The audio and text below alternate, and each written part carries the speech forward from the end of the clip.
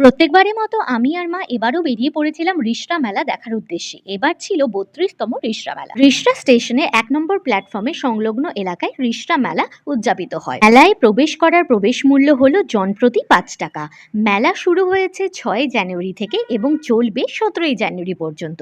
তো যারা যারা এখনো মেলায় আসোনি তারা কিন্তু অবশ্যই একবার এসে ঘুরে যেও রিষড়া মেলায়, কারণ রিষড়া মেলায় রয়েছে যাবতীয় সামগ্রী বিপুল সমাহার। রিষড়া মেলার অন্যতম আকর্ষণ মেলায় প্রতিদিন উদযাপিত হওয়া সাংস্কৃতিক অনুষ্ঠান। এখানে ইন্ডিয়ান আইডল, সারেগামাপা এবং আরও বিভিন্ন রিয়ালিটি শো খ্যাতনামা শিল্পীরা এসেও কিন্তু পারফর্ম করেন। আর শুধু জিনিস নয়, এখানে খাবার দাবারেরও প্রচুর স্টল রয়েছে।